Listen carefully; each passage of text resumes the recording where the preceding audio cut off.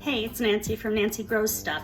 Today we're going to talk about trying to minimize or eliminate or not have happen tomato blight. Mr. Nancy Grows Stuff and I have run into this for years, and we were watching the MI Gardener, which is a great YouTube channel as well. Check him out, he's awesome. We learn most of our stuff from him.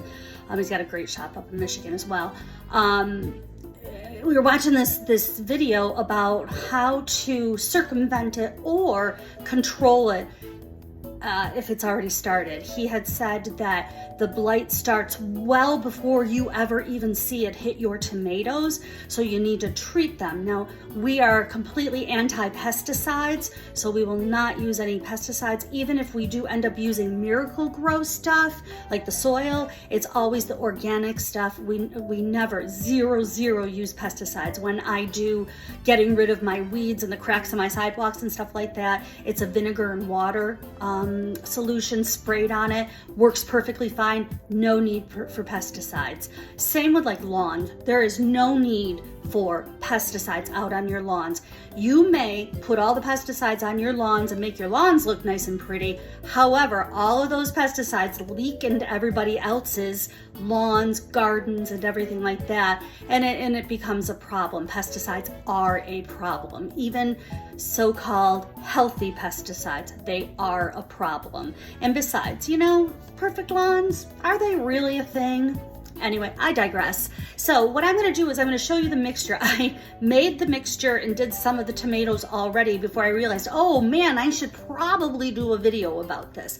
So what I'm going to do is I'm going to show you the process of what I did, and then I will show you how I do the tomatoes in the front, because I have a whole bunch in the backyard and a whole bunch in bags in the front. So the first thing is you have a 2-gallon, I don't know, it's a spray thingy. I don't even really know what to call it. Ours is an HDX, if you can see it. You'll see it more when I'm spraying. Okay, it is already filled, but it's basically what you put in there is you put 1 gallon of water, a couple drops of dish liquid. They say Dawn, but you can use anything. 2 tablespoons of baking soda, signature brand from Costco, and 1 tablespoon of oil, vegetable oil, not olive oil, not avocado oil, not walnut oil, not canola oil. It's got to be vegetable oil, okay? 1 tablespoon of it. I happen to have Crisco. Put it in, mix it up, and then spray it on the leaves. And you got to get the stems, and you got to get all of the leaves, and that should do it. So hang on just a second. I'm going to show you how we do it. Alrighty, here we are in the front of the house. This is where all my extras are, my extra tomato plants. I've got beans up there. I'll show you those in a minute. This is specifically for the tomato plants that we're doing here. All right, so I've got them up here. I've got the spray thing. I'm sure there is a technical name for it, but of course I don't know what it is. All right, so turning it around. So all you have to do, you got your spray. All you do is you hit the stems, hit the leaves with the spray, boom, that's it. That's it. Every one of them gets done like that. It may be a little time consuming for you if you have a lot of tomato plants like we do. I'll have to give you a count of them sometime, but it's definitely worth it so that you don't end up with that tomato blight.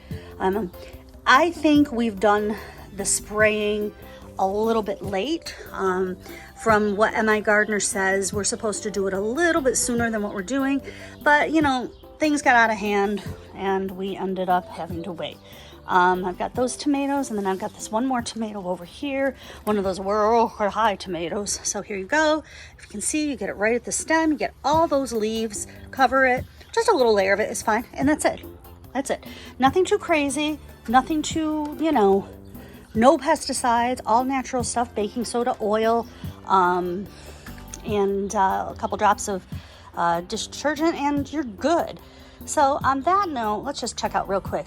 Here's some of my beans coming up. You can see them. Look at that butterbush squash. It actually is thriving out here. My ones in the back don't look so good. Some more beans coming up right there. You can see. I'm excited about this bean stuff. Not the hugest fan of beans, but you know. Now my pole beans, they're climbing up the poles, but I'm not entirely sure what's going on with them. Blueberry's looking decent. He does. Mr. Nancy Grow Stuff thinks it's not looking decent, but I think it's looking decent. And of course, this one has a nice big bean on it, and it seems like it might be the only bean we get on there. We might get a handful of beans off of these, but you know, you never know. And it's all one big old experiment all the time. And of course, that's my experimental bird thing. Yeah, so there's that. Okay, so that's how you do the tomato spray to kind of circumvent the blight or even to just stop it in its tracks.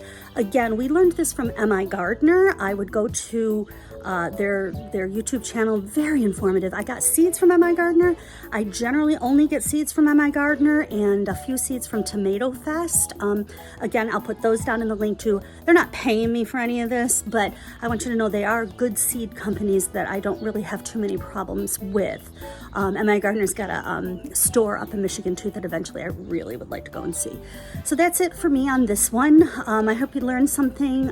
It's a very easy process with this tomato stuff. I don't know the technical terms, but it is 1 gallon to 1 tablespoon of vegetable oil, 2 tablespoons of baking soda, and just a couple drops of the dish soap. And you got it. Alrighty, I'll see you next time. If you like this, click the like button. If you want to subscribe, that would be awesome too. All right, have a great day.